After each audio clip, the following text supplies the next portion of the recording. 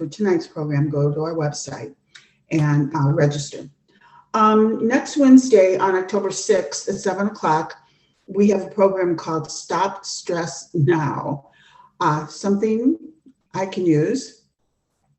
Maybe a lot of you can use it too. Dr. Kimberly Limke is joining us. She will be joining us. She's an author and a clinical psychologist.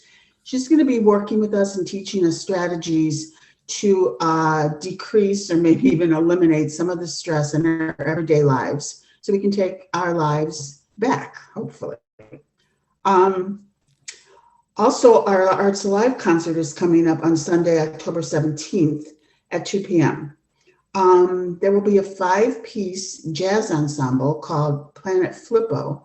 They are going to be performing some standard jazz pieces, but also some more familiar songs, but with fresher and more creative arrangements and vocals to kind of update them or just put a little bit different slant on them. They're supposed to be very good. I've just heard them on YouTube and they were very good. So I think that will be enjoyable. On Wednesday, October 20th at 7 o'clock, we have our Halloween offering, I guess you'd call it. It's called Hauntings of the Midwest.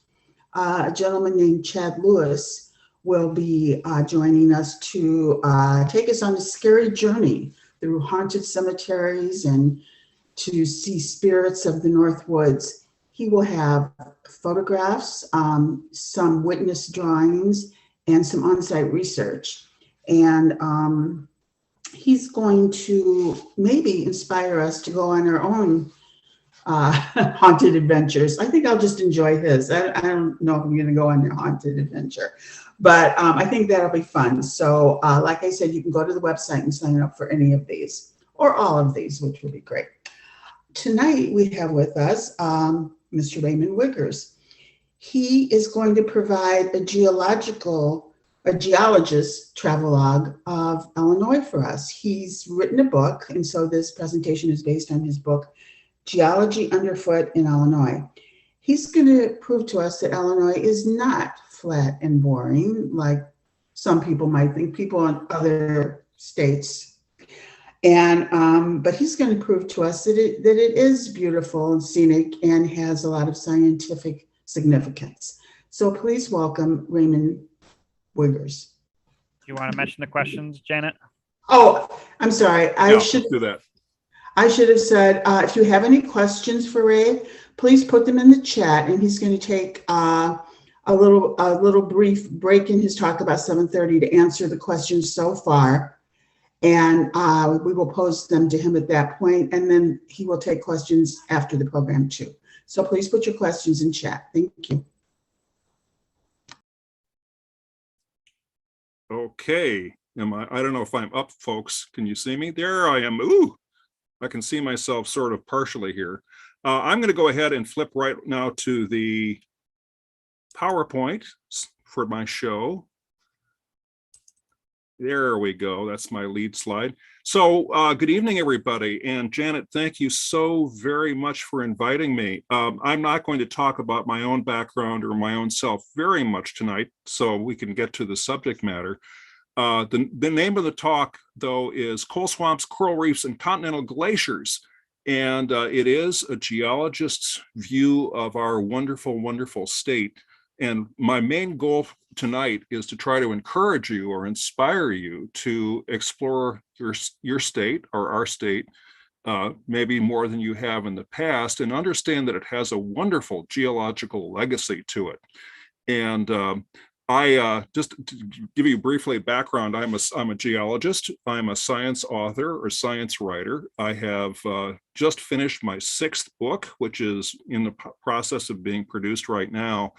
And the book that started my speaking career was called Geology Underfoot in Illinois, and it's still around today. It's still being used and sold by Mountain Press, the publisher. And this talk is the one that is most directly based on geology underfoot. And this is the very first talk that I gave. I have given over 340 public talks mostly at public libraries since the book came out about 22 years ago. So anyway, welcome. And by the way, I have updated this talk since then. So hopefully it's got more recent information in it. Okay, now I'm going to try to see if we can advance the slides here. Maybe I have, oh, there we go. Okay, and whenever you have a talk by an author, of course, you've got to put up with about 20 seconds of shameless self-promotion. So these are 4 of the books. The book I just talked about, Geology Underfoot, that this talk is based on, is this guy right here. And I have to point out, because I'm very, very happy about this, is that I have just finished a new book on what's called the architectural and urban geology of this big city not too far from Rolling Meadows called Chicago. And this is not what the cover is going to look like. They're going to do a much better job than I have on the design department. It's being published as a Northern Illinois University imprint of Cornell University Press. NIU is now working through Cornell University Press, which is great. And this is a book that talks about not only the geologic foundations of the city of Chicago, but it also explores neighborhood by neighborhood, including the Loop and the South Side and the West Side and the North Side, all the wonderful geology that you find in the stone on the buildings and the wonderful brick and terracotta products and all that. And it's coming out next year, hopefully fairly soon next year. And I just learned this morning from my editor that she is proposing to Cornell that we're going to make this a series. And it's the second book in the series, which will come out later, will be on Milwaukee, which is another city I've been researching a lot in the last few years, and also the rest of the communities around Milwaukee too. And I hope you like the slide right here. I actually took this yesterday up at Forest Home Cemetery in Milwaukee. I think the name will be familiar to you if you know anything about Milwaukee's history. Okay, also I wanted to mention, I'm not going to give you my autobiography because it would take too long here, but if you're interested in some of the other things I've been up to, or you want to know more about my background, here is my current website. I'm actually going to be updating this or maybe even changing it in the not too distant future. I've been too busy with my book projects recently to do it. But anyway, it's naturalhistoryman.org, and stay tuned because I'm going to be updating it. Okay, so on to the talk itself. And we're going to be looking at Geology of Illinois. Now, one of the things that I've learned over the years when I'm giving this basic talk on basic Illinois geology is I have to point out that you may have a favorite spot you've been to, a state park or maybe your own neighborhood, where you'd like to know what the geology or what the natural history of your area or the spot is. This talk tonight is a plate of appetizers. It isn't a full 4-course dinner. And I do touch on a number of different places, as you'll see, but I don't cover everything. So if you have a question about something I don't cover at the break or after the talk is over, that's fine. Go ahead and pose it, and I'll try to answer it if I can. We'll be starting with a pocket geologic history of Illinois, a very quick history going back over 1 billion years about what Illinois has been up to over the many, many millions of years of its history. And then we'll do a whirlwind tour starting in the Chicago area and then moving sort of counterclockwise around the state. And as we've already discussed, we will have a Q&A section in the middle, I hope, and also at the end. Okay, so this is obviously our host tonight is, our wonderful host is the Rolling Meadows Public Library in Illinois. So I have this huge, huge file of photos of geologic features of Illinois. So I went into the file marked Rolling Meadows area, Northwest Cook County, and I decided I would pull out the one brilliant photograph that I've taken that best sums up the natural world and the geologic history of Rolling Meadows.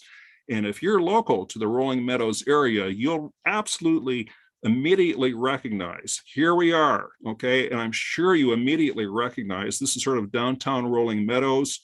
You have the soaring 1,000 foot sheer cliff of granite with the hanging valley waterfall and the majestic coniferous forests. And at this point, you're probably wondering what medication I'm on this evening. Obviously, this isn't rolling meadows, and it's nothing like this in Illinois anywhere. We simply don't have any mountain ranges, at least these days in Illinois. The reason I am showing this, actually, there are two different reasons I'm showing you this picture. Number one is there is something in this picture that is similar to what rolling meadows has been through in recent geologic times. This is a place, hopefully you can identify this place, see if you can figure out where this is. Maybe you've been there. This place has been tremendously altered and changed in recent times by glaciers, by the Ice Age glaciers that happened, from about 2 million to about 12,000 years ago. And rolling meadows, the current landscape of Cook County and Kane County and Lake County, where I live, have been altered in recent times by glaciers too, of course, in very, very different ways than this place. So see if maybe someone in the Q&A period can identify this locale for us. There's another reason, though, I'm showing you this picture, and it's basically that this is where most people think geology is located and where geologists should be and where they should work. And it's true that geologists spend a lot of time looking at mountain ranges and waterfalls and, places like this. But geology is just as important and just as valid in a place like Illinois, where the rock outcrops aren't as apparent, where the geology is much more subtle. And this is one of the reasons I wrote the book, Geology Underfoot in Illinois, was to demonstrate there's as much geology here as there is wherever this place is. Okay, now we're actually closer to home. This obviously isn't rolling meadows, but I think you know where this is. Here's another question for you as you're watching the show tonight. Where did I take this picture? So what you're looking at, you should probably all recognize the loop there. There's the old, what used to be called the Amoco building. There's John Hancock. This is now Aon Center, and there's Prudential 2 and Prudential 1 right there. I actually took this picture from the south side. This is a lakefront park called Jackson Park, and we're actually going to come back to this picture a little bit later. The point here is there is probably more geology here in the urban area, including the city itself, than there is in that natural scene with the soaring cliffs I just showed you. And you know what? That's true even in suburban sprawl. This is actually Downers Grove in DuPage County, but rolling meadows kind of looks like this. Where I live up in the Zion Beach Park area of Lake County, same thing. We have a lot of this sort of artificial commercialized landscape nowadays all through the Chicago area. But you want to know something? If I were with you right now, standing on this corner right now, we could actually discuss all sorts of geology that's even present here. So geologists absolutely love maps. We're like geographers, we're map crazy. And I love this map. This is not a geologic map of Illinois, obviously, but it's worth reviewing for just a minute. This is a county map. I'm sure you can figure that out. And you see Cook County up here, and you can see, I hope you can see my pointer here. This is Cook County. I'm up in Lake, a little farther up. But you notice how the metro area, Chicagoland proper here, is in white, and everyone else is in Technicolor, which isn't really fair, but there you have it. And the reason I kind of like this map is it really shows that Illinois is, among other things, if you look at it from a cultural standpoint, you really are having two different worlds here. So in the Chicago area, you have a lot of people, hopefully not everyone who's here now, but a lot of people who don't realize what's out here very much and may not have explored out here very much. And, when they take vacations, they go to Wisconsin or they go to New Mexico or they go to New England or whatever, but they don't spend a lot of time in here, and they really should, because there's all sorts of wonderful stuff. Conversely, there are a lot of people here, especially in downstate Illinois, who sort of look at our area up here as the great Satan. A lot of people downstate think that all their tax dollars are being sunk into Chicago or whatever.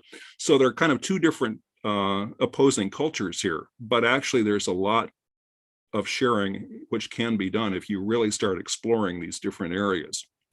Now, geologists have other maps too. Here's another way of looking at Illinois, and it certainly isn't counties we're looking at. We have all these tie-dye colors here and everything. This is what's known as a bedrock map of Illinois. And when I look at this as a geologist, I'm immediately thinking in terms of deep time, in terms of the history. So here we are up here. Okay, this is sort of corresponding to the white area that we showed with the county map. This is an area where the bedrock, the rock of the Earth's crust that is closest to the surface, is of a certain age, and it happens to be from a geologic period called the Silurian period. That's about 420 million years ago.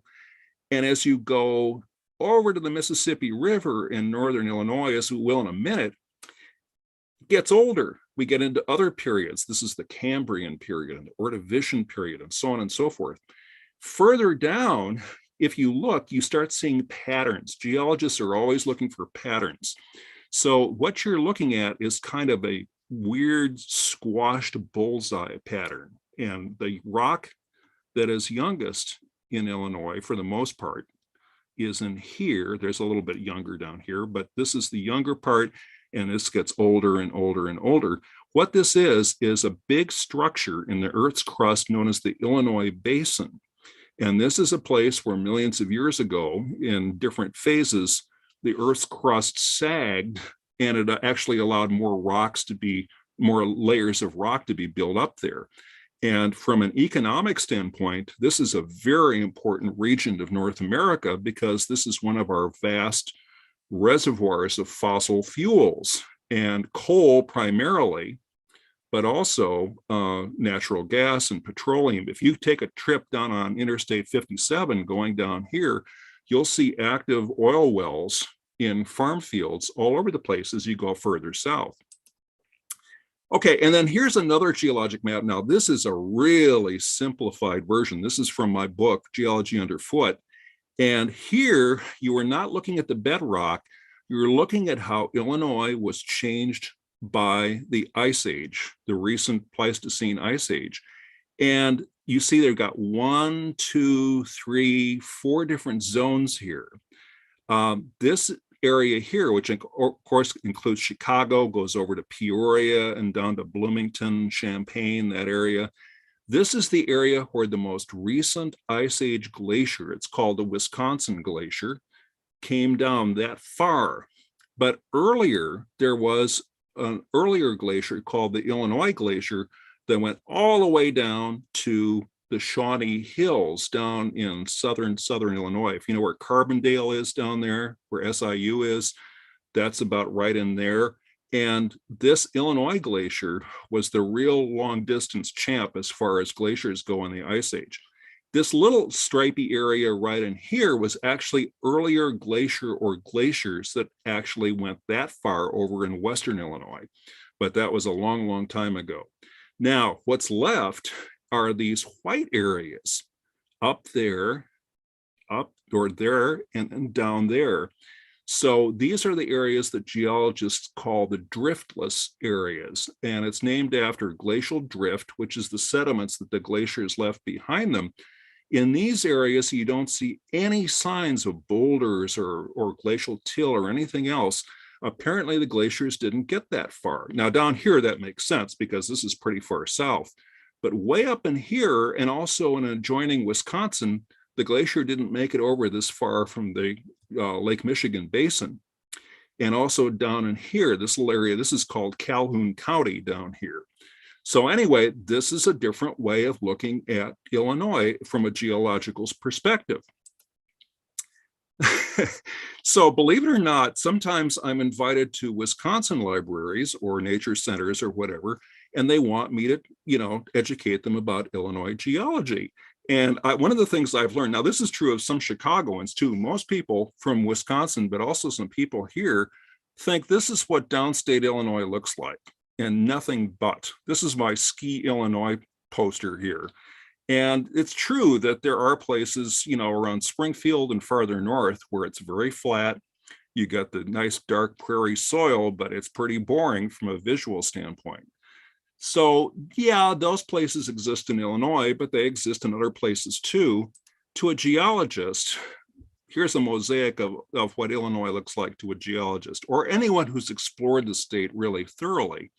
And maybe you have been to some of these or all of these places. And I mean, I could just go on. I could do an hour talk just on these three pictures right here and all the wonderful geology that we're seeing here, from glacial moraines up here to wonderful cliffs of hard sandstone to the wonderful canyons. Illinois is a wonderful, wonderful canyon state, by the way. And it has also a really diverse geologic history. Geologists think not only in 3 dimensions about the landscape and the rocks below the surface, they also think in time and deep time. In fact, sometimes it's rather humorous to hear geologists talking because they'll talk about, well, that happened only 15 million years ago. To most people, that's a lot of years, but to a geologist, it's just a blink of an eyelash. And one of the things I used to tell my geology and my geography students at Lake Forest College and the other places I taught is that Illinois is a wonderful place to see how the world interacts with itself. And it's a wonderful place to see, now this is fancy technical language here, the lithosphere and the hydrosphere. The lithosphere is the rocky portion of the earth. It's the bedrock sticking out of the ground here.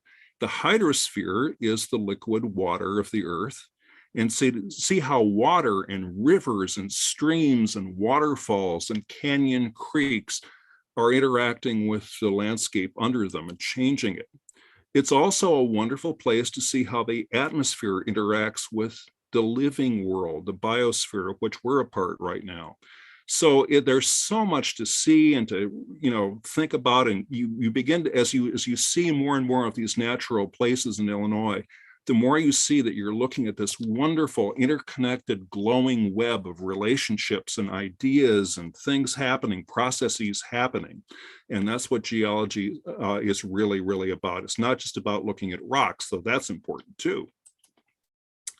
Okay, so let me take you back to the earliest evidence we have for the Chicago area, for Illinois in general.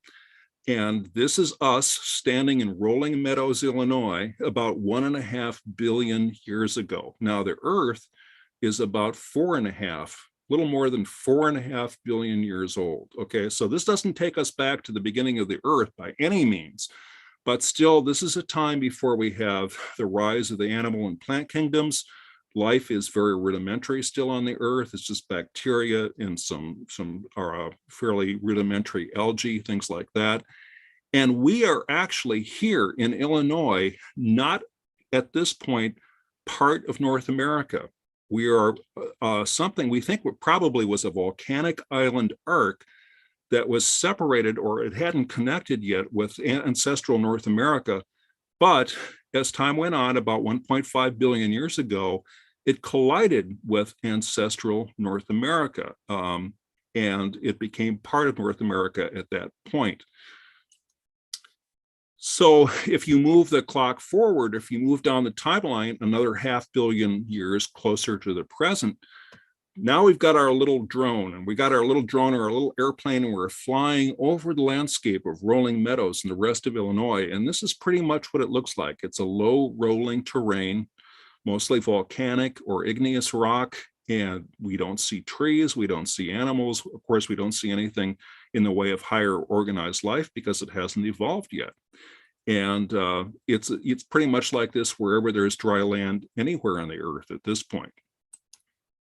However, if we jump forward another 500 million years to about 420, wow, has the world changed? Somewhere in that interval, something happened. We have an explosive expansion of organized, highly developed, multicellular life. And believe it or not, in this period, this is the Silurian period, we have in the Chicago area massive coral reefs growing, very much like the Great Barrier Reef of Australia today. The ocean, or the sea, not the ocean, but the sea is teeming with life. And this is a wonderful diorama that shows our area back then that is in the Milwaukee Public Museum. And I'm going to put a plug in for that wonderful institution because they have these beautiful dioramas showing the way Silurian Chicago and Silurian Milwaukee area were at that point. Now, I have another talk that I do called Ancient Life in Illinois, or Ancient Life of Illinois, which goes into these wonderful creatures. And we talk paleontology for the whole hour. And unfortunately, I can't do that tonight, or I get so sidetracked, we never get done. But anyway, we suddenly have a real change in the world and what's living in the world. And I thought I'd share with you this wonderful map. These maps are now in practically every geology textbook. All my students used to have to, study from these maps. These are maps done by a wonderful paleogeographer, a man who specializes in reconstructing ancient versions of the Earth. His name is Chris Goetz. And this gentleman is now, I'm happy to say, at Northwestern University on the Earth Science faculty. And his maps are highly regarded by geologists. So here we are in Rolling Meadows, Chicago, Illinois, North America, 425 million years ago. This is the time when the rock that's under our feet right now was formed. And look where we are. So what he's got is the modern outline of North America. And you can see the Great Lakes. The Great Lakes were certainly not around in the Silurian, but you can see we're located south of the equator, about 30 degrees south of the equator, and we're in a subtropical environment. The environment would be very much like the modern Persian Gulf. Hot, highly evaporative, and covered by shallow layer of seawater over our part of North America. So a very different world, and of course, full of coral reefs. Jump forward a little bit more to 300 million years ago, and you have the coal swamps of the Carboniferous period, the Pennsylvanian subperiod. And once again, when I talk about ancient life of Illinois, I go into this in great detail. We talk about giant dragonflies that are the size of red-tailed hawks, and amphibians that are huge by modern standards, and these wonderful ancient scale trees and seal trees. But we'll have to hold off on that for that particular talk. And this is what the world looked like then. Look how the continents are changing. In fact, here's North America. It's moved up. So we're now just about smack dab on the equator. So we're talking about equatorial rolling meadows. And we have North America locked into the supercontinent that everyone knows, Pangaea. This is actually just the latest of several supercontinents the Earth has had since about 2 billion years ago. And look what's going on. There's an ice age going on in the southern hemisphere, but where we are, there are these lush tropical coal swamp forests. And then now we're coming up to almost modern times, starting just 2.5 million years ago, up to about 12,000 years ago. We have the Earth's latest ice age, and not the most brutal, not the coldest ice age, but still pretty challenging, certainly. And this is called the Pleistocene Epic. And this is what the world looked like if you're hovering in your flying saucer over the North Pole. This is what you're looking at, this huge mass of ice. And see where that little arrow is right there? That's southern Illinois, down by Carbondale. It was in Illinois where this great Continental Glacier got the furthest south of anywhere in the world. All right, and the world that we have inherited since then, and the great warm-up since the last glaciation, the last glacial event, is what geologists call the Holocene. Now, some people are saying we're actually in a new epoch called the Anthropocene, and some people refer to that. You may have heard of that term. So far, the geological authorities are a little bit hesitant to use that term, so geologists usually still refer to our current epoch as being the Holocene. So I will tonight. So here we are in Illinois, and I just wanted to point out one thing. You can see my little inset map. There's my county map. This is a picture of one of the places that's really near and dear to me. This is Illinois Beech State Park. In fact, I live on the boundary of this right now, and that's up in the northeastern corner of the state.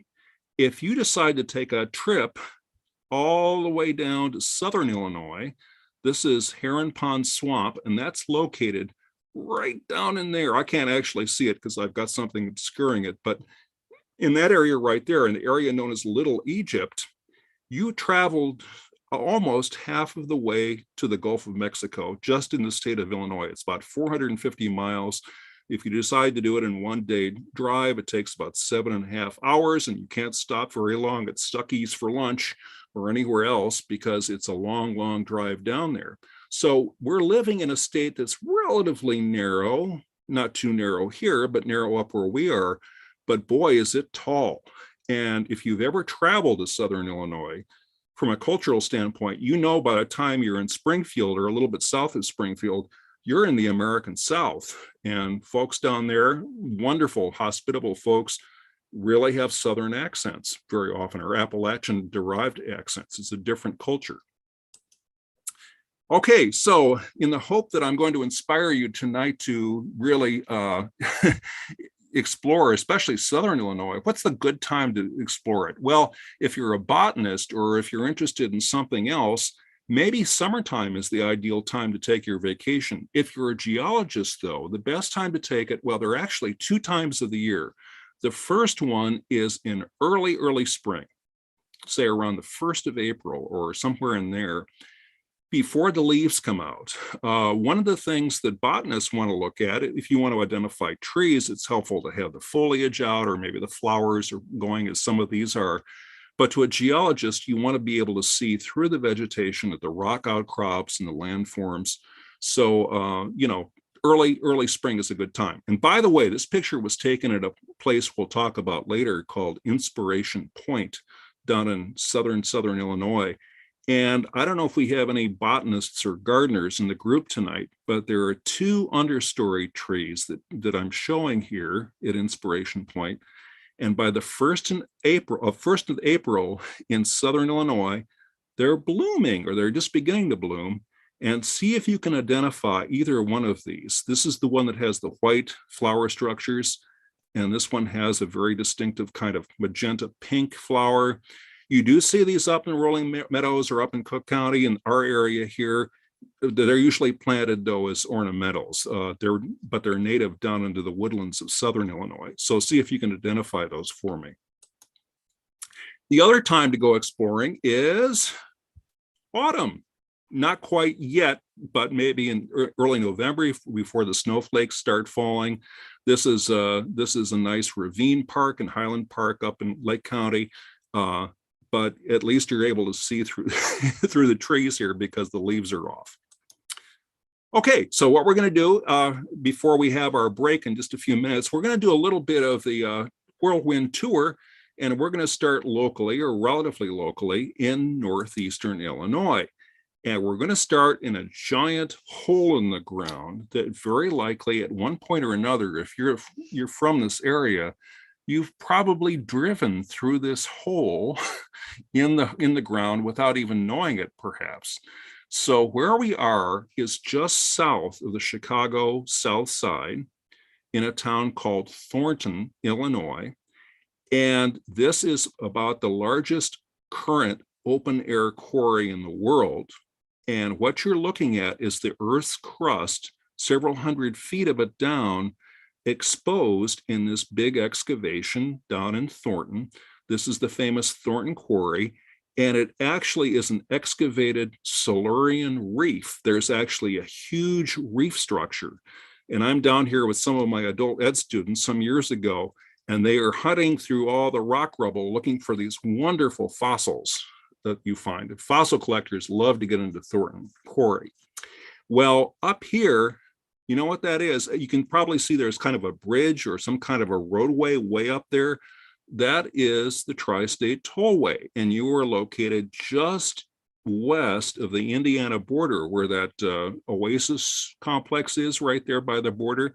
So if you've ever driven on whatever that is, 294, 94, I keep forgetting. Anyway, right there on your way to Indiana or from Indiana, you've actually driven through the center of this quarry. They have one big ramp going through the middle of it. And by the way, nowadays, part of this quarry is being used for the deep tunnel for the flood control system of Chicago that has been constructed in recent years. Okay, but now we're in the city. This is the picture I showed you before from Jackson's Park. And I just wanted to point out, once again, as I said, I could get easily lost just telling you about all the wonderful stone and other materials on these buildings right here. That's the subject of my new book, but that's not the subject of this talk. So what we're going to talk about is the fact that if you look carefully, here's Lake Michigan, and it's a pretty choppy day. The wind is blowing, and you can see a little bit of whitecap action. But if you look right here, there is a line of breakers right there. That is a place where if you were to drain Lake Michigan so that you have an empty lake bed right here, you would see where those breakers are. There's actually this big mound of limestone or dolostone. It's very much like limestone that comes up all the way almost to the surface of the water. In fact, when the lake is lower, sometimes you'll actually see the rock sticking up through the water just a little bit. And this is called Morgan Shoals. In fact, sometimes boaters get stuck on it, especially if they've had a little too much Miller Lite when they're sailing around. Okay, so that's the urban area. Once again, I have a separate talk on the geology of Chicago, but that's our foretaste of it. Now we're going up the Lake Michigan coast to Lake Forest, pretty fancy real estate area. And if you were to actually get up on the bluffs here, you'd see all these beautiful, huge, stately homes that have been built since the late 1800s, including the McCormick estate, which is right over in there. You can't really see the house from here. But what you have here is this wonderful sea cliff or lake cliff by the lake. And this is a place where Lake Michigan, the geologic forces of the surf and the wind and everything, are actually eroding away the real estate of Illinois as vigorously as it possibly can. In fact, the people who have homes up here sometimes will lose a gardening shed or a garage or whatever. It'll actually collapse into the beach because this material here is very soft. And what this stuff is something called glacial till. This is material that the Pleistocene, the Ice Age glaciers dumped here. And in fact, this is actually part of a moraine, a ridge called the Highland Park Moraine. And the lake just chews away at it very, very vigorously. So here in Lake Forest in relatively southern or central Lake County, erosion is the big force that's acting on the land. You go up a few miles north of Waukegan up to the town of Zion, you have this magnificent natural treasure called Illinois Beach State Park. And Illinois Beach is just the opposite. In fact, if you start at the water's edge and you walk inland west for about a mile, it's all low sandy terrain. And this is where the lake has, at least until recently, been very vigorously adding to the shoreline or the real estate of Illinois. So this is where deposition rather than erosion is really, really strong. And these are ancient beach ridges where the lake used to be right here, and there are a whole bunch of them. And if you're a botanist or a birder, this place is absolute paradise. So if you haven't been to Illinois Beach, this is a pretty easy drive. Come on up and visit it. One of the things I like about any beach practically, but Lake Michigan beaches are really good for this, is if you just walk along the beach, you're in an open air museum, geological museum. And what I've done here is I've just done a little catalog of all the different neat rocks. Sometimes when I give talks, this particular talk to specialty groups like the Chicago Rocks and Minerals Society, we get stuck on this slide for like 20 minutes because there's so much interesting. If you're a rock hound or if you're a mineral collector, all sorts of neat stuff. I'll just tell you really briefly, this is our local bedrock. Here, see the it has a kind of a grayish, beige, whitish color to it. And there's chert also, that's the Silurian stuff, local stuff. But then we have older stuff. This basalt cobble, this is volcanic lava that's spewed out of an ancient volcanic rift up where now Lake Superior is. It's about 1.1 billion. This rock right here is probably from Ontario in Canada.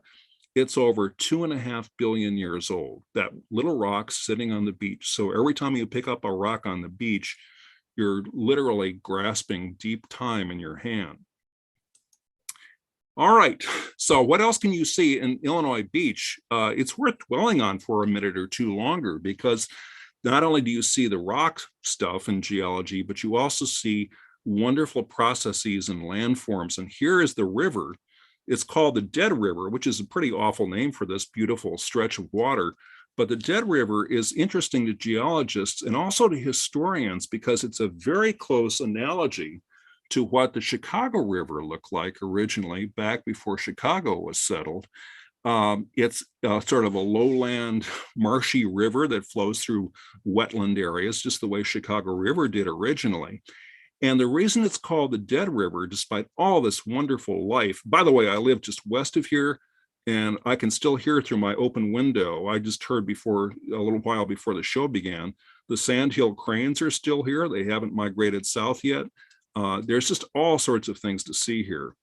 But if you take the stream all the way to its mouth at Lake Michigan in the park, this is why it's called the Dead River, because the lake is very vigorously dumping sand and gravel at the mouth of the river, and it plugs it up. And if you ever come up here and you get over to the mouth of the Dead River, it may be open, it may be closed, depending on the conditions. But if it's closed like this and it's been raining recently, be really, really careful, because this sand here, it gets saturated with water. And you know what sand is when it gets saturated with water, it's quicksand. And the very first time I came here, years and years and years ago, I walked up here and I went whoop right down to my waist in about a microsecond. And I was able to struggle free, obviously, but it was one of the scarier things I've been through. So be careful. Wherever you're in a body of water where there's a lot of sand around it, be very, very careful. There's certainly other quicksand deposits in Illinois too. Okay, we're still at Illinois Beach, and here, if you know, this doesn't exactly look like a natural sand deposit. This is up at the north end in the town of Winthrop Harbor, and here the people who take care of the marina have actually dumped a lot of sand. In fact, every early spring or late winter, they come and they actually dump more sand here. So this has been deposited not by the lake, but by our own august species. And here's a picture I took about 3 weeks later. And you can see, even in the relatively gentle springtime surf, how the lake just eats it away right up here. So even up here farther north, we're back to erosion again. And since I took this picture, they've actually built a much, much nicer breakwater or seawall right here. But even so, the sand gets eaten away every year. And by the way, if you're wondering what my fancy Latin phrase is there, if you're not literate in Latin right now, it's a famous phrase that says, man or human beings propose, but God disposes. And here, God in the form of nature has disposed of our nice sand refill deposit there. Okay, so before we're going to take our break in just a minute or two, but what I wanted to do is show you real quickly one other place in northeastern Illinois. And I should have showed you before, and I'm having a little trouble because I can't see this map totally myself, but that's where Illinois Beach is, way up in northeastern Illinois. What we're doing now is we're traveling over to the next county over, and probably a lot of you who are watching are familiar with this. This is called Mchenry County, and Mchenry County is still pretty much dairy country. This is Illinois' closest approach to Wisconsin. This is Illinois dairy country. And they also have magnificent glacial ice age landforms that we don't have so much in the other counties. And what you've got here is the best place to see Ice Age Illinois, anywhere in Illinois. It's called Glacial Park, and it's run by the McHenry County Conservation District. And when you actually park your car, you walk right up to this beautiful stream called the Nippersink Creek. And this is a little creek with a really interesting geologic history. And if you look across the creek, facing east, you see this weird, strange sort of double-humped ridge. And this is the Camelback Came. And to a geologist, this is a very rare geologic feature called a delta came. So how did this strange hill, which is not too typical of Illinois landscapes, how did it form? So this is how it originated. 15,000 years ago, roughly, right there in McHenry County, was the edge of the Wisconsin ice sheet.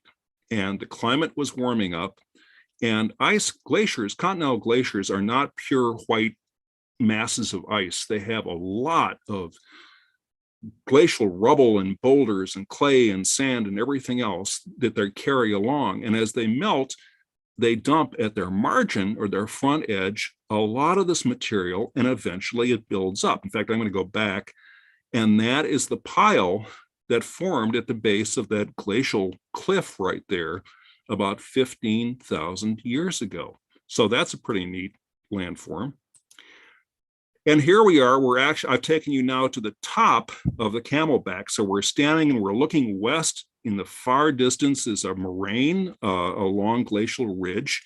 That's actually the farthest rampart of the Wisconsin Glacier. That's as far as it got.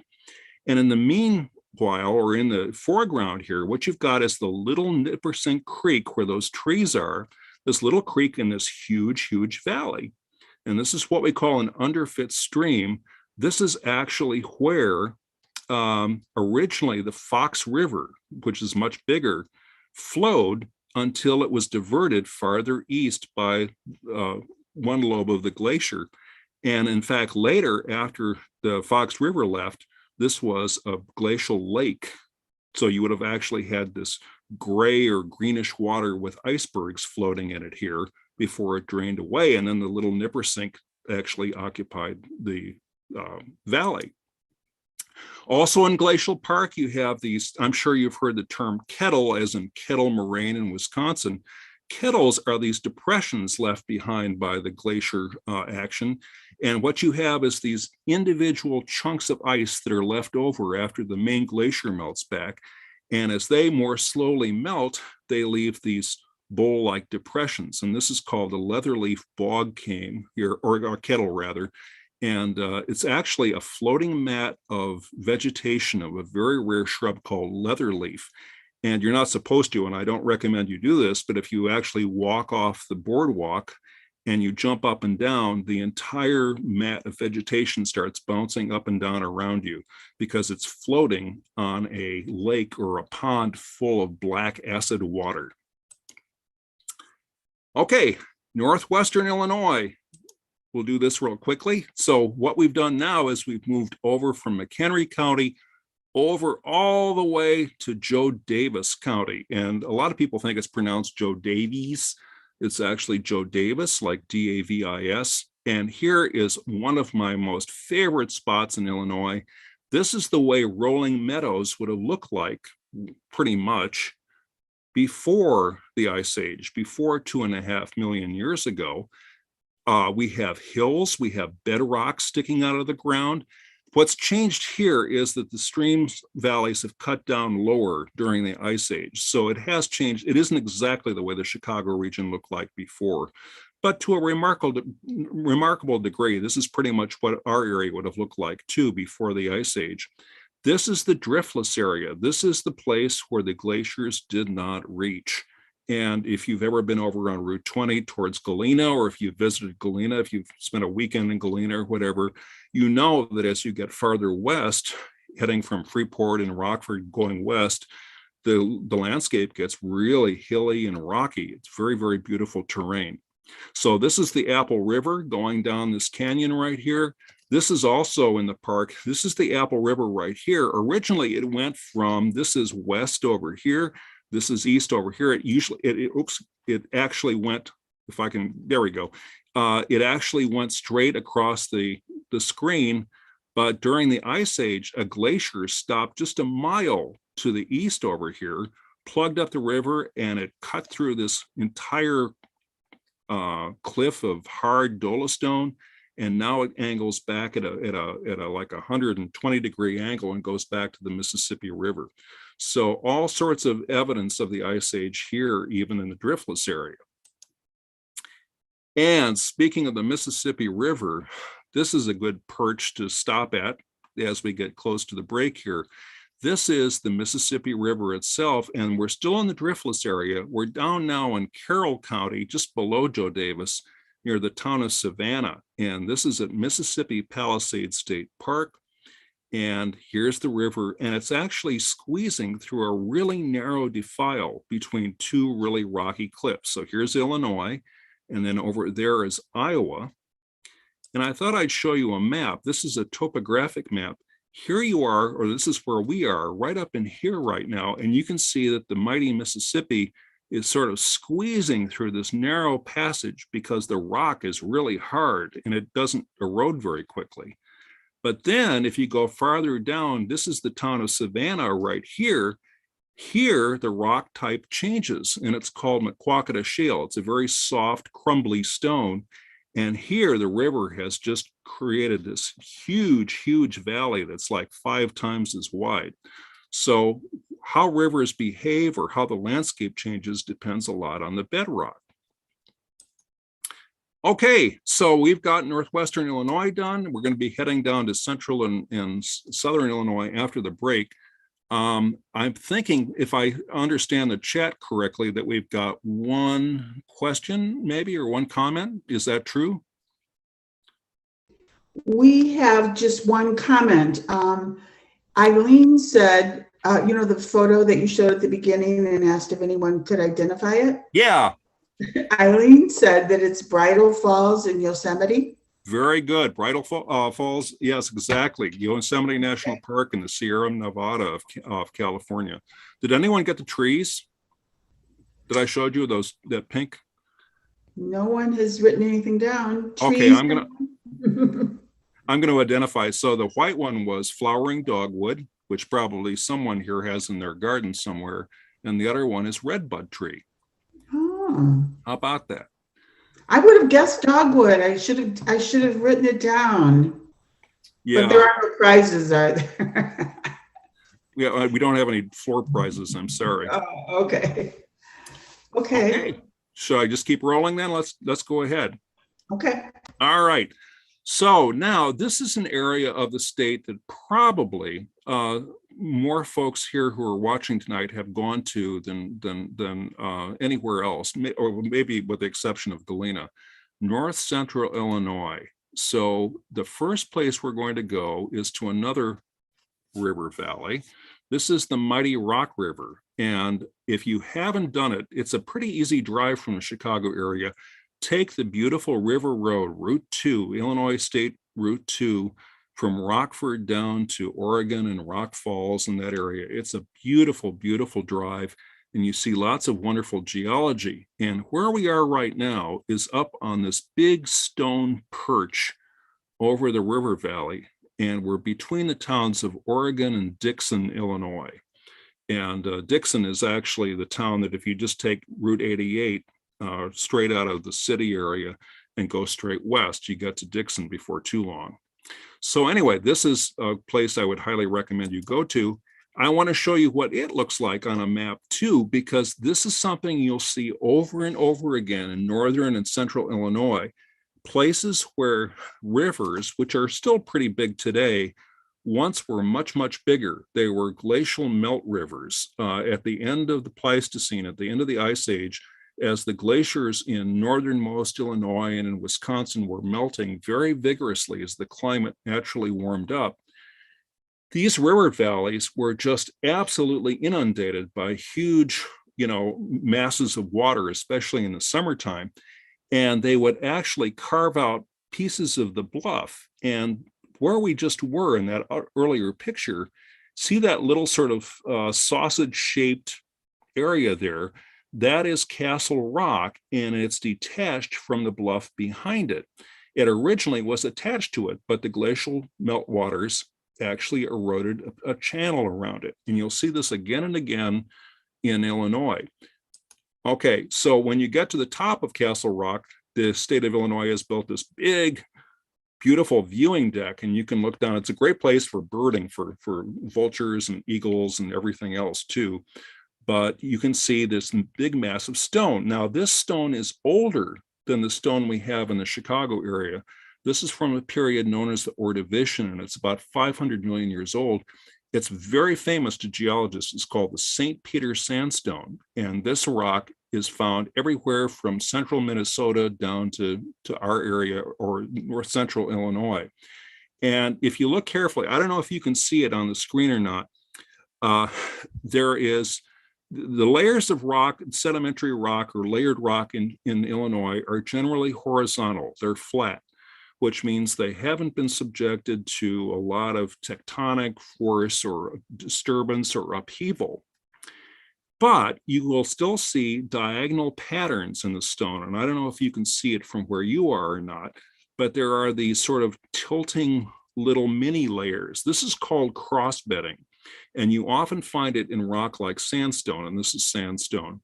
And this shows you that this sand or sandstone was deposited in the water in a shallow continental sea, but within the surf zone. It was a high energy environment, so it was near the shore. So the shoreline was not far away from where this was deposited. And here's the view once again. Now, you notice that I'm taking a lot of pictures when the leaves are off the trees, but this is the mighty Rock River. And by the way, it used to flow considerably to the east, but during the Ice Age, it was pushed over by the Wisconsin Glacier farther. All right, now here's another place. In fact, this is another question I can pose to you folks. This is not the Rock River, this is the Illinois River. And so where are we now? I should have mentioned this before, but we were right there. Now we're down here on the Illinois River, and this is the most popular, most frequently visited state park in Illinois. This is Starved Rock State Park. And this picture, which was not taken by me, it was taken by a senior colleague at the Illinois State Museum when I was working there, Orvetta Robinson. And Orvetta took this picture when I was about 8 years old. It shows you how old this picture is. And when she was on a tour of Starved Rock. Now, if you've been to Starved Rock recently, and probably some of you have, you notice that something has changed. There's something up on top that isn't showing in this particular picture. But what you do see, and it's still there today, is this detached St. Peter Sandstone, just like at Castle Rock on the Rock River, a separate place. And of course, there's a lot of interesting history and anthropology attached to this rock here. And I wanted to show you, so here we are, this is the Illinois River, and this is Ottawa. So this is I-80 coming out of Chicago and Joliet and all that. And right down here is the Illinois River.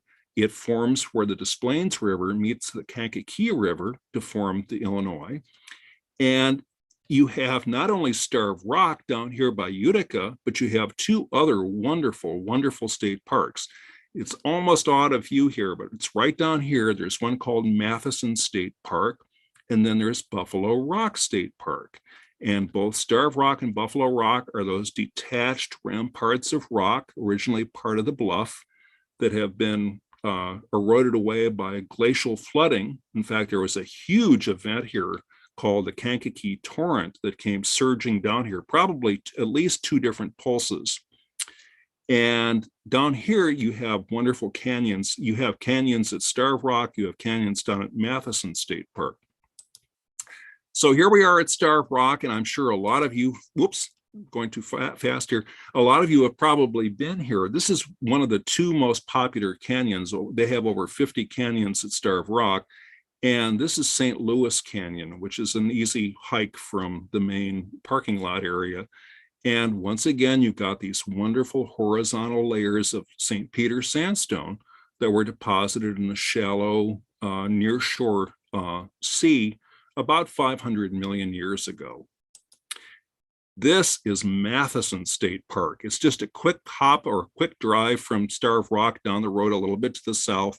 And whenever I do talks down at Starved Rock Lodge, and there are these local folks sitting there on one side, and there are the Chicago visitors on the other, and I show this slide, all the local people groan because they don't want the Chicagoans to know about this. This is their park. This is their baby, and they want to keep it to themselves. This is quite frankly more beautiful, even more beautiful than Starved Rock, and it's more secluded.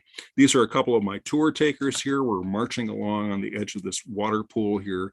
It's St. Peter Sandstone. It's a beautiful dells type. It looks very much like, actually like the Wisconsin dells, but certainly not as touristy. And if you go all the way down in Matheson State Park, you actually see a tributary of the Illinois River called the Vermilion River, which is flowing from the south into the Illinois River. And here, if you're a really alert geological observer, you'll see something very unusual in Illinois. you'll see that the layers of rock tilt from east down into the west. So this is east over here, this is west by the river. And you can see these layers of rock, they're tilting into the ground there. And it's a little bit murky and hazy, but if you have a clear day, you'll also notice that the layers of rock on the bluff over there, which were a lot younger than these layers, they're tilting too, but not as much. And what this has revealed to geologists is that this is a place in the American Midwest where at two different times in the history of North America, the East Coast has experienced collisions with other land masses. The one that caused the tilting up here was Africa colliding with the East Coast of the United States about roughly 300 million years ago to form the supercontinent of Pangaea. And there are a few places in the Midwest, not just Illinois, but there are a few places where you can see these wrinkles and these perturbations in the normally flat layers of the crust that actually signal what was happening 900 or 1,000 miles to the east. So that's pretty amazing. And we're still in the Vermilion River. I thought I would just show you, I pulled this slide out. I'd forgotten I had it. This I took on, it was a July day some years ago, and the temperature was slightly over 100 degrees Fahrenheit. And here are the local people. This is actually a place where this tilting rock actually outcrops right at the surface, and the Vermilion River just spills right over it. And you can see the locals have got their lawn chairs or their deck chairs out, and they're just sitting in the water cooling off. I love that.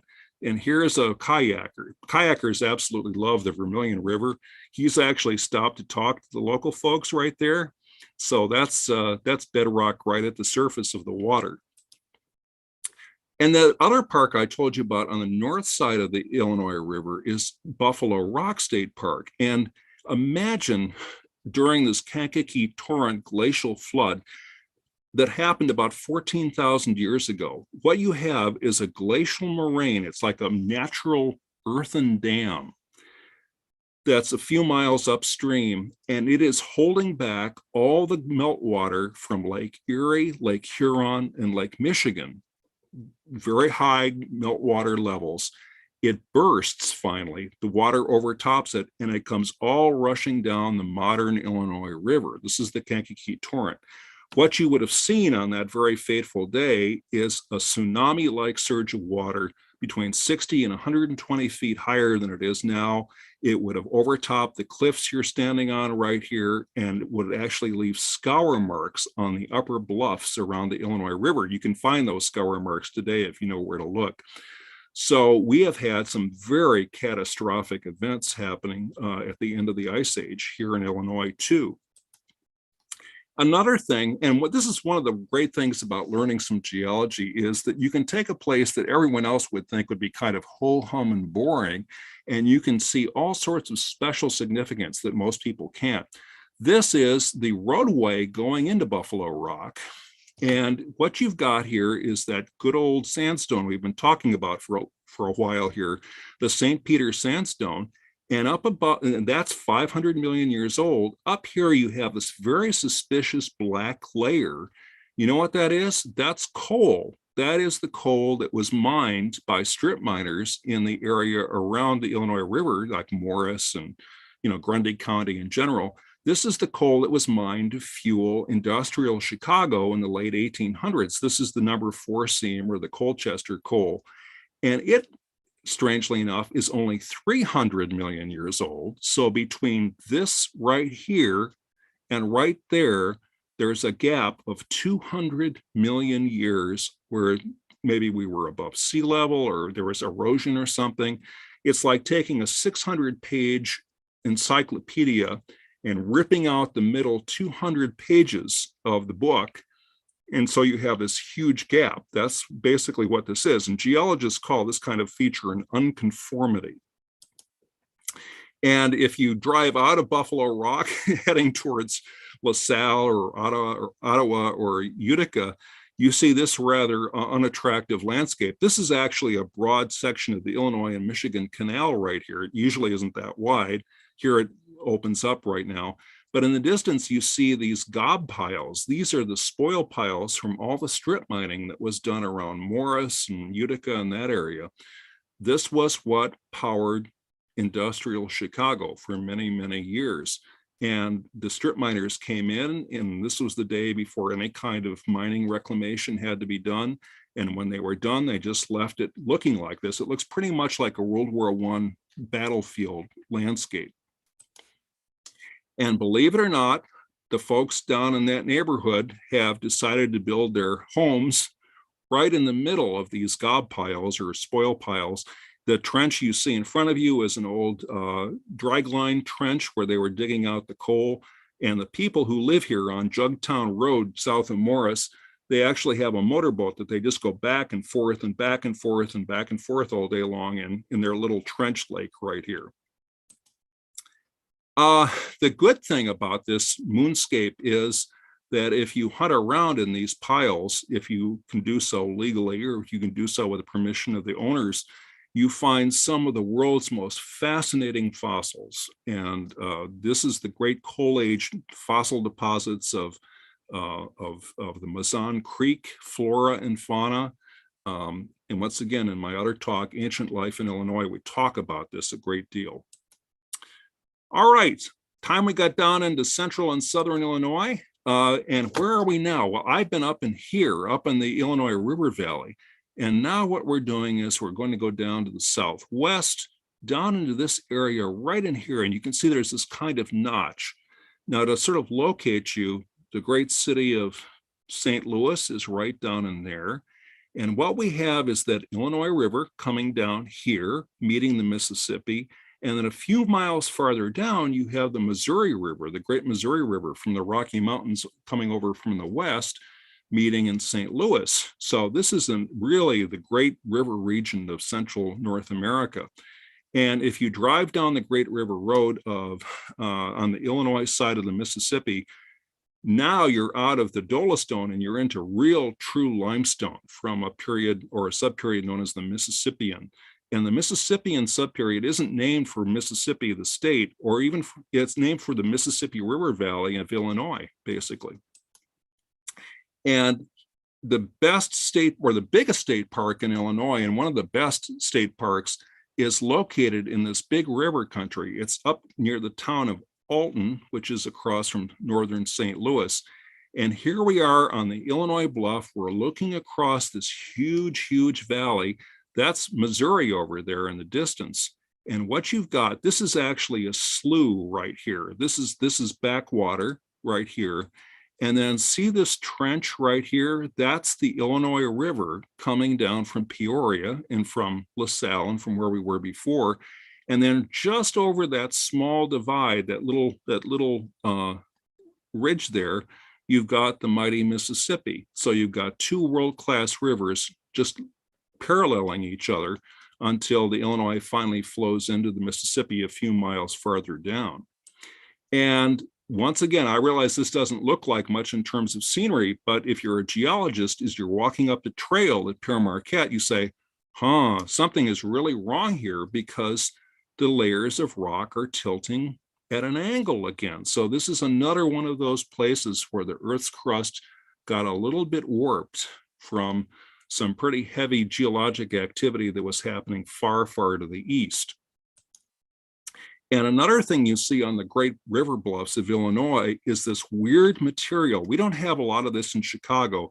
This is silt that was blown in windstorms from glacial deposits. This is glacial rock flour that was blown onto the river bluffs in the wintertime. This is called loess, L-O-E-S-S. And farmers love this stuff because it is a very good soil conditioner. It has lots of lime in it. Okay, so we were in the Great River Country. Now we really are in sort of the final destination area. We're in southernmost Illinois, and we're down around here in a town called West Frankfort. So what is this thing? Doesn't look all that scenic, does it? This is a former deep shaft coal mine. It was run by the Peabody Coal Company, and this is one of their old Bend mines that they have had in southern Illinois. And what you see here is the lift frame and everything right here. After this coal mine shut down, it was turned in to the National Coal Museum. Now, if you've been to the Museum of Science and Industry in Chicago, you know the wonderful coal exhibit where you go down in the basement and they send you through a simulated coal mine. That is basically a copy of the mines down here, including this one. And some time ago, about 10, 15 years ago, they actually shut down the museum because the inspectors came by and realized it was unsafe for tourists. But in the meantime, I got to take 2 tour groups down here before they shut it down. So let me give you the tour here. It may not be very scenic, but it's really interesting. So you get on this lift going down. The mine is 600 feet underground. In the Illinois Basin, most of the mineable coal is not at the surface the way it is up in the upper Illinois Valley. It's down deep, deep, deep. So you've got to dig down to it, and you create these long wall or room and pillar mines. And of course, there can be pretty dangerous places to work. So if you've all been in a regular office building elevator and you know how fast that drops or rises when you're in it, it's pretty comfortable. Imagine going about 2 to 3 times as fast as you're dropping down. And I will tell you from experience that when you get in this lift, even when it was in the museum mode, they had slowed it down somewhat, but it was still about 2 to 3 times as fast as normal elevator. So by the time you get to 600 feet underground, your stomach is still at about 200 feet below ground. And here is the charming, lovely interior scene of the mine when you get here. And I'm just going to sort of pose this question and let you think about it for a minute, and then I'll answer it. This is what you see in a normal coal mine, you know, a subsurface longwall mine in southern Illinois, except there are 3 things that were added for the museum, for the tourists. Look at this scene here. You can see the chamber over on the side in the darkness. There's where the coal deposits actually are. What has been added for the tourists? Okay, see if you can figure out there are 3 different things. Number 1, I'll go ahead and do it. The easiest one to spot probably are the safety lines. So what they're trying to do is keep the tourists away from the coal face over here so they don't trigger some kind of a little mini landslide. Number 2 is the lighting. So if you're in an active coal mine, this is true today too, you don't have, you know, electrical lights rigged underground. The only lighting is from passing coal tractor vehicles or from the light on your helmet, you know, your carbide lamp or your battery lamp, depending on what area you're in. And that's all the lighting you have for your 8-hour shift. The other thing is this netting. You can probably see it looks like fish netting or something right up here. This is keeping the upper rock above the coal. It's called roof slate. It's actually a shale, from falling down in large slabs. And one of the most dangerous aspects of these mines is periodically there would be these collapses of the roof slate, and it would often, you know, kill quite a few people when it would collapse. So to try to protect the tourists, they put this netting. I'm not sure how effective it is. So the first time I went down and I took this picture, here we are in the longwall shaft. In fact, our tour guide is a retired miner. And this is actually one of my tour participants. This young lady was actually an undergraduate, geology undergraduate from the University of Wisconsin. Fortunately, she has the right skyline there on her t-shirt. That's Chicago, of course. And we're all wearing hard hats. But this is what they kept the chambers or the longwall passages of the mines up with. They would use this kind of flimsy shoring to keep the walls from the ceilings from collapsing. I use the same system in my living room, but it's with books instead of timbers. And anyway, it looks pretty flimsy when you're walking around down there.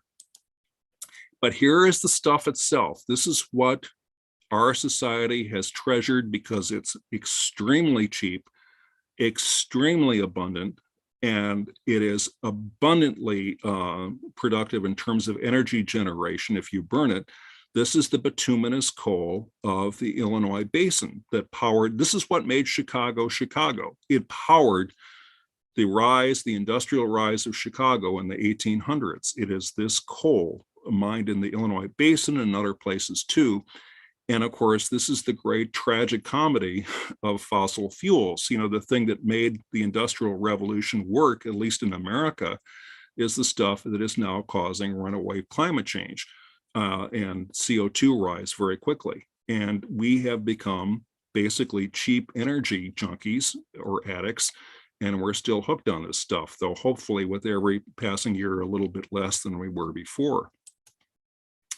And this is how that coal formed. Remember, we looked at this picture before. This is the coal age forests of the Pennsylvanian subperiod.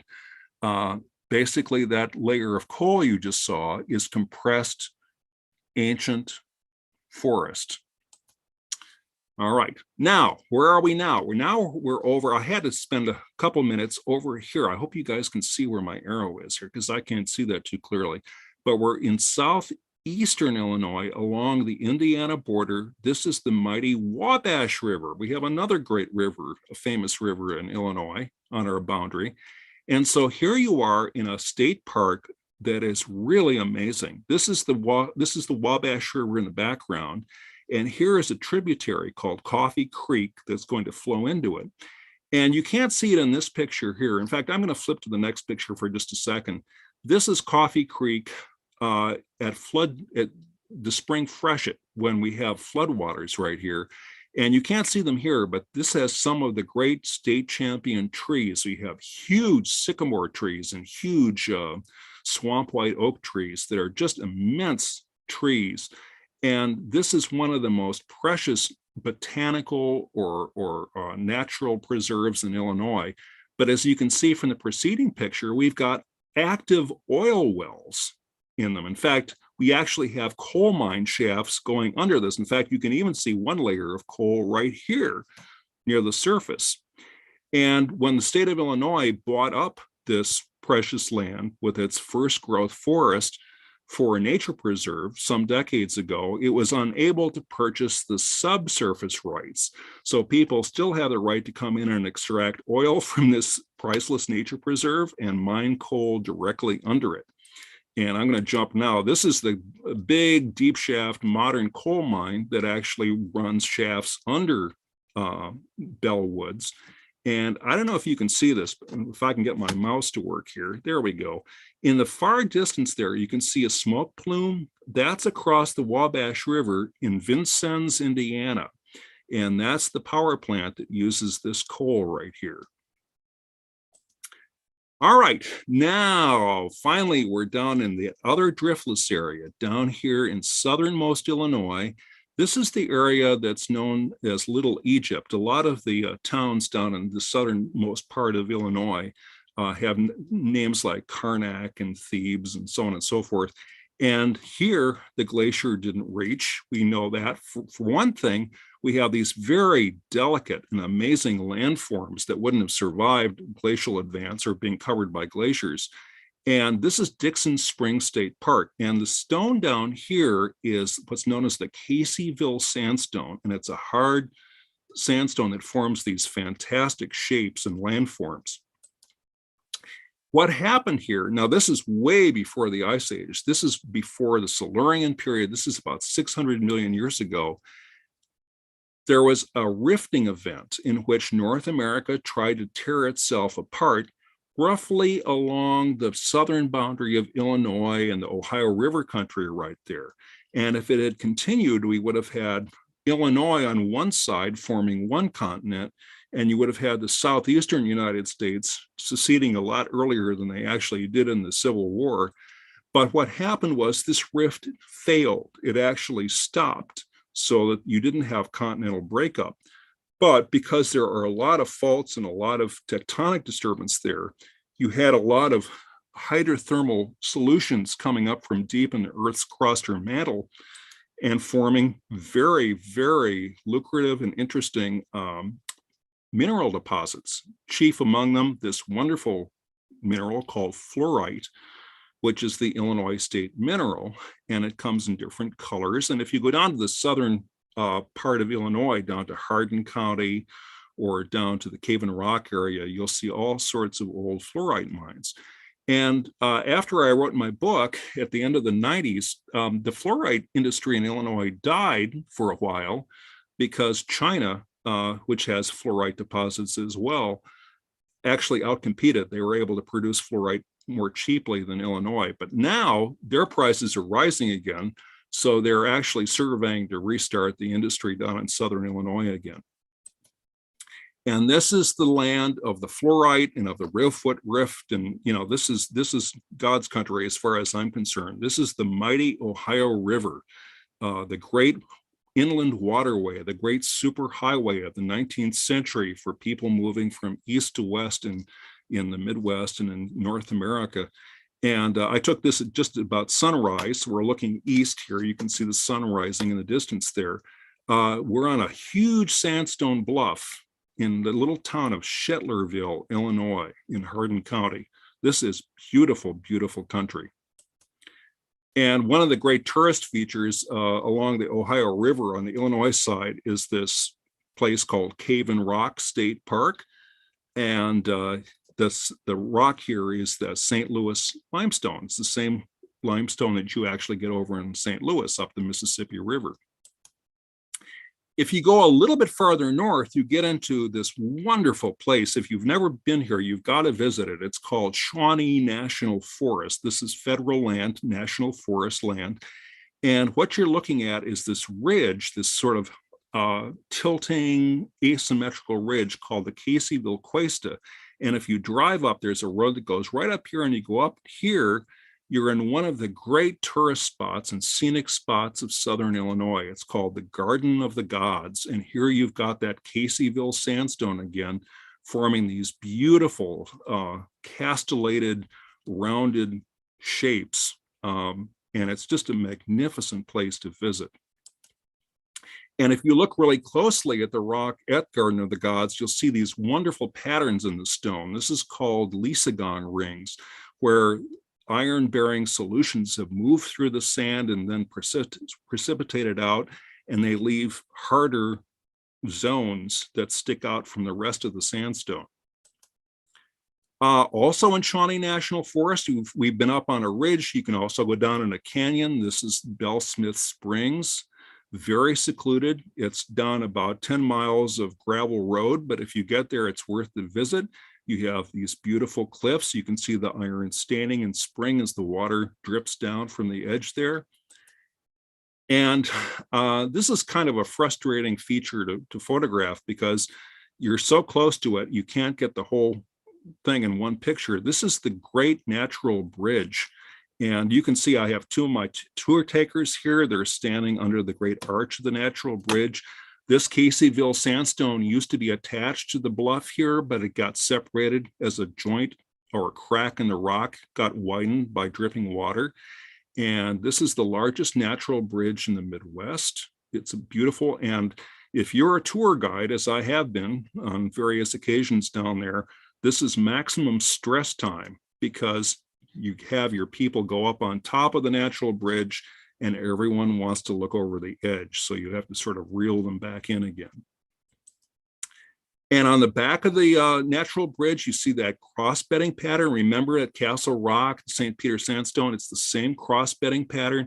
This was created by a stream that was flowing here in southern Illinois 300 million years ago. And we have a creek that's very much like that stream that's now in Bell Smith Springs. It's called Bay Creek.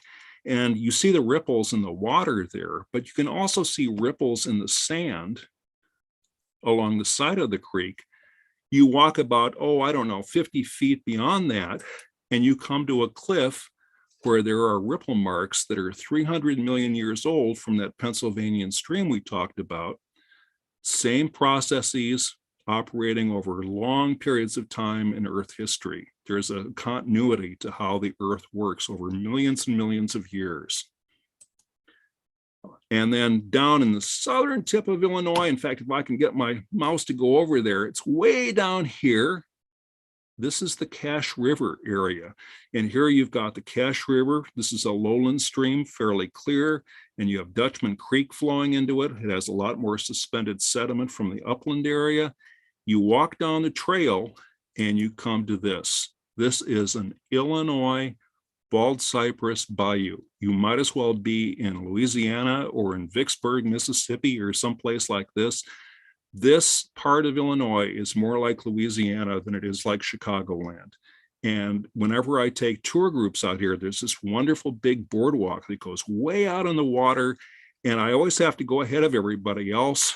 I have a big stick with me, and very often you'll have big, 10-foot long black water snakes or water moccasins sunning themselves on the boardwalk. And I have to tap my stick on the surface and sort of rouse them, and they sort of slowly slither off into the water. But it's a beautiful place to visit. Our final stop is a little bit north of there. So if I can get my mouse up, it's up in here. We're actually not too far from Carbondale, but we're in the Mississippi River Valley right here. Okay, so this is Missouri over here. And this is the Illinois bluff of the Mississippi River. This is a big tributary that flows down through southern Illinois. This is called the Big Muddy River, and it's very well named. And here, see where this gravel road is taking us here? This is on top of one of the many Army Corps of Engineers levees that have been built here for flood control in the Mississippi Valley. And these levees, you can drive on top of them. You just keep driving all the way down towards the Illinois bluff there, and you have this magnificent cliff of limestone. This is another geologic period. We haven't even talked about this before. This is the Devonian period, and it came right after the Silurian. And this is the Bailey limestone. And obviously, when you get here, you have to decide to go left or right. If you go right, well, that goes into a bald cypress swamp called the LaRue Swamp. And the road here is closed off for part of the season because the timber rattlesnakes are mating on the road. So they don't want you to drive over them. So they close it off. But if you go to the left, you go through a series of switchbacks up on top of the cliff, and you get to this place called Inspiration Point, which is somewhere right in there. Okay, so here we are. We're up there. We're up on top of the bluff, the Pine Hills Escarpment, and we're looking, because we're geologists now, we're looking first at the rock in front of us, then we look at the beautiful scenery after that. And what you're looking at are layer after layer of limestone laid down in the Devonian period. And here you have a modern red cedar tree hanging onto the cliff. But I want to take you for our last stop here back to the Devonian period. So we're going to jump back 385 million years. We're still here. And this is what the world of Illinois, southern Illinois, looks like. So this is the time when the first amphibians are coming ashore. The tetrapods are invading the shore. So we have vertebrates coming onto the shore. The insects and the scorpions and the invertebrates were here already. And as far as the plant life, we have the world's first forests, these ancient trees called Archaeopteris and other trees like them.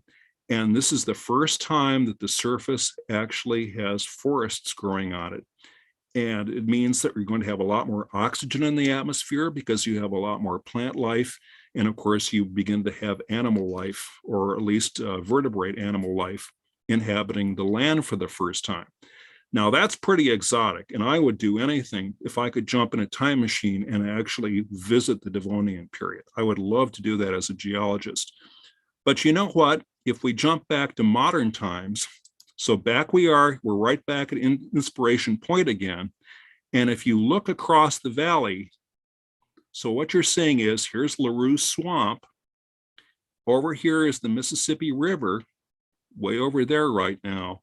And you know what you're looking at in the distance? It's hard to see it, but that's the St. Francois Mountains. That's the Ozark Mountains of Missouri in the far distance.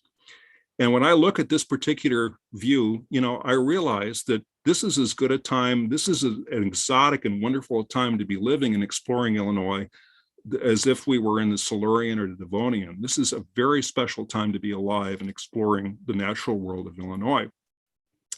So having said all that, here we are at our final stop at Inspiration Point, and I hope that I've succeeded in inspiring you to investigate places like this and many other places in Illinois.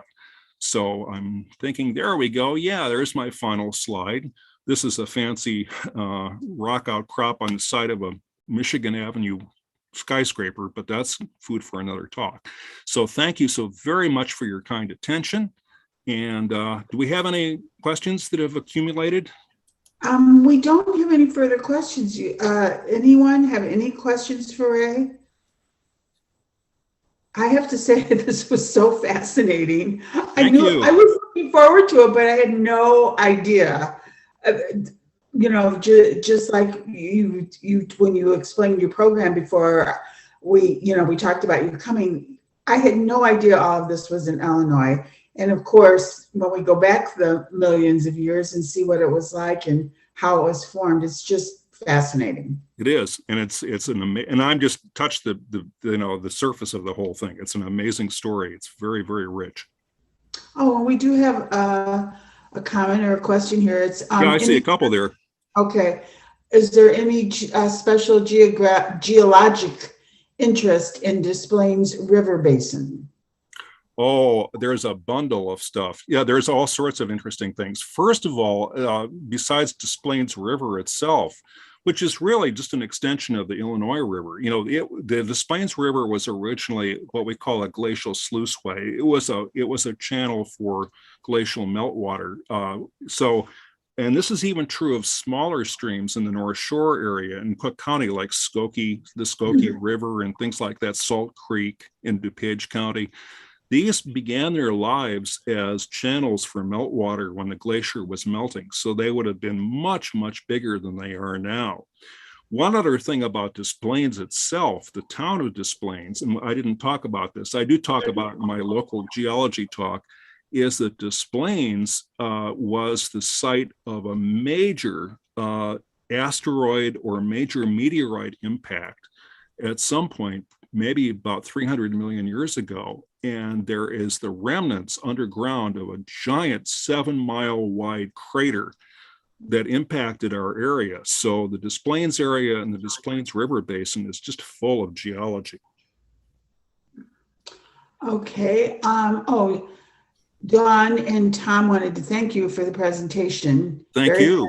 And they enjoyed it very much. Thank you. Sue Montgomery asked, do you have a map to share of some of the state parks in other areas of Illinois far from us?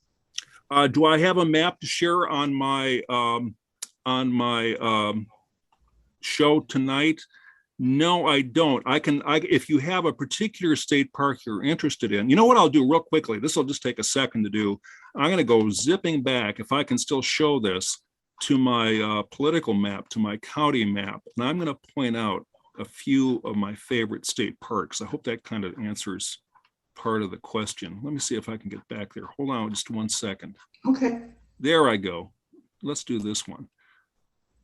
So let's, if you can see this okay. Janet, can you see that map? Is that showing up on the screen? No, did you click share or do you? Let me do that. Hold on a second. I don't know if you have to do it again or not.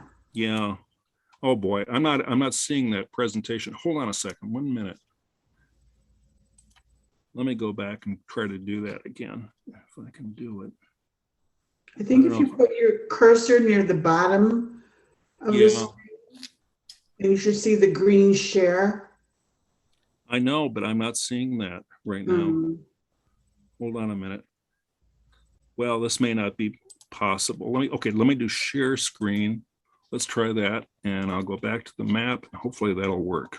There we go. Okay. Yes. Are you seeing that? Yes. Okay.